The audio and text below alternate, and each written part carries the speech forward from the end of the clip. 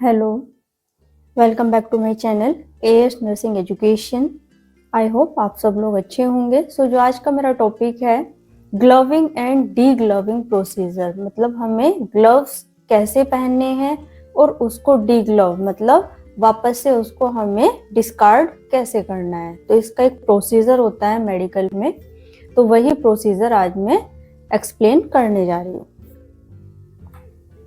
तो डेफिनेशन क्या होती है ग्लविंग की? Gloving is defined as putting on of a pair, मतलब एक पेयर होएगा, पेयर में कितने आ जाएंगे? 2 आ जाएंगे। तो मतलब क्या हुआ, राइट और लेफ्ट हैंड का ग्लव को हम क्या बोलेंगे? एक पेयर बोलेंगे। तो उसमें क्या आ जाएगा, ग्लव को अगर हम अपने हैंड पर पुट कर रहे हैं, किसी भी माइक्रो ऑर्गेनिज्म या फिर कोई भी पैथोजेनिक माइक्रो ऑर्गेनिज्म, कोई भी कंटामिनेटेड चीजें अगर हमारे आसपास हैं, तो उन चीजों से अपने हैंड को प्रोटेक्ट करने के लिए हम क्या करेंगे?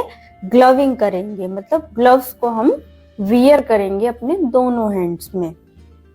तो hand hygiene coupled with the use of protective gloves is a key component। मतलब क्या है, ये एक हमारे मेडिकल में की कंपोनेंट होता है कि हम अपने हैंड को किस तरीके से हाइजीनिक रख सकते हैं बाय डूइंग ग्लविंग। ग्लविंग को हम पहनकर अपने हैंड में अपने हैंड्स को हाइजीन रख सकते हैं। और ये एक पेयर होता है जो राइट और लेफ्ट हैंड में हम वियर करते हैं। तो ये क्या है, हमारी एक टेक्निक होती है। जैसे हमने अपने ग्लव को ओपन किया है, ग्लव के रैपर को, उसमें हमारे सामने राइट और लेफ्ट करके आएंगे 2 ग्लव्स। अपने सबसे पहले हमें डोमिनेंट हैंड में वियर करना है। डोमिनेंट हैंड कौन सा होता है? हमारा राइट हैंड। राइट हैंड को हम क्या बोलते हैं? डोमिनेंट हैंड बोलते हैं। तो सबसे पहले हमें ग्लव कौन से हैंड में वियर करना है? राइट हैंड में वियर करना है, देन लेफ्ट हैंड में वियर करना है। पर्पस क्या होते हैं, क्यों हमें ग्लव पहनना चाहिए, क्यों हमें ग्लविंग करनी चाहिए? To protect the nurses from the pathogenic micro organism. जो हमारे नर्स है, नर्स ही नहीं या फिर जो भी हमारे हेल्थ वर्कर्स हैं, उनको हम माइक्रो ऑर्गेनिज्म से कैसे प्रोटेक्ट कर सकते हैं। To safely use her hand to handle without contaminating any object. किसी भी ऑब्जेक्ट को कंटामिनेट किए बिना हम किस तरीके से किसी चीज को हैंडल कर सकते हैं। ठीक है। इंडिकेशंस क्या है इसमें? Contact with open wound. अगर हम अपने किसी भी ओपन वुंड को कॉन्टेक्ट में आ रहे हैं तो हमें ग्लव्स वियर करने जरूरी है। ये कंपलसरी हो जाता है कि हमें अपने आप को या अपनी बॉडी को प्रोटेक्ट करने के लिए ग्लविंग करनी जरूरी होती है, क्योंकि जो हमारी पाम की स्किन होती है ये सेंसिटिव होती है। यहाँ से माइक्रो ऑर्गेनिज्म हमारी बॉडी के अंदर कोई भी इंफेक्शन बहुत जल्दी कैप्चर करता है। For strict antiseptic diagnostic procedure, कोई भी हमारा एंटीसेप्टिक प्रोसीजर हो रहा है तो उस टाइम हमें ग्लविंग करनी पड़ेगी। नर्स और health personal with any cut injury in hands और finger. Clear. Handle with infected materials, कोई भी हमें इन्फेक्टेड मटेरियल उठाना पड़ रहा है, जैसे ब्लड हो गया, यूरिन हो गया, इन सब चीजों को हमें उठाने से पहले, हैंडल करने से पहले हमें ग्लविंग करनी नेसेसरी होती है। For surgical purpose, surgical procedure में भी हमें क्या करना है? ग्लविंग करनी मस्ट होती है। जर्नल प्रिंसिपल्स में क्या आ जाएगा? All staff should wear appropriate gloves. मतलब क्या हो गया, जो भी हमारा पूरा स्टाफ है, जो हमारा वर्किंग है या कोई भी हमारा प्रोसीजर कर रहे हैं, उनको क्या होता है कि जो ग्लव्स है वो कंपलसरी होता है कि ये वियर करना ही करना है, क्योंकि वो ब्लड के या किसी भी बॉडी के फ्लूइड के कांटेक्ट में अगर आता है, इन्फेक्शन लगने के चांसेस होते हैं। ए separate pair of gloves must be use for each patient. For example हमारे पास 6 पेशेंट है, 10 पेशेंट है, तो हमें जो ग्लव्स है वो एक पेशेंट पे ही यूज करके डिस्कार्ड कर देना है। तो मतलब क्या हुआ, हर पेशेंट पे हमें अलग अलग ग्लव यूज करना है। क्यों? ताकि जो क्रॉस कंटामिनेशन है, क्रॉस कंटामिनेशन मतलब एक पर्सन से दूसरे पर्सन में जो ट्रांसफर होता है उसको हम क्या बोलते हैं? क्रॉस कंटामिनेशन बोलते हैं। वो हम अवॉइड कर सके। तो इसलिए क्या है, एक पेशेंट पे हम एक ही पेयर के ग्लव्स यूज करेंगे। नेक्स्ट आ जाता है wearing gloves does not replace the need for hand washing. इसका मतलब ये नहीं कि अगर हमने ग्लव्स पहने हुए तो हमें हैंड वॉश नहीं करने हैं, वो हमें हैंड वॉश भी करने हैं ग्लव्स रिमूव करने के बाद। क्लियर। स्टाइल ग्लव्स में B put on in 2 types. तो इसमें क्या है, जो भी हम स्टाइल ग्लव्स पहन रहे हैं उसके भी 2 टाइप्स होते हैं, 2 मेथड्स होते हैं, बाय क्लोज्ड और बाय ओपन ग्लविंग। फर्स्ट आ जाता है अब हमारा क्लोज्ड ग्लविंग। क्लोज्ड वर्ड से ही समझ आ रहा है कि हमें सारी चीजें क्लोज करके रखनी है इसमें। तो इसमें क्या आ जाएगा, जो भी हम ग्लव्स हम सबसे पहले डोमिनेंट हैंड में वियर करेंगे। डोमिनेंट हैंड में वियर करने के बाद हम क्या नोटिस करेंगे कि जो हमारा गाउन है उसकी जो स्लीव्स है वो हमारे ग्लव के अंडर आनी चाहिए। तो इसको हम क्या बोलेंगे, क्लोज्ड ग्लविंग टेक्निक बोलेंगे।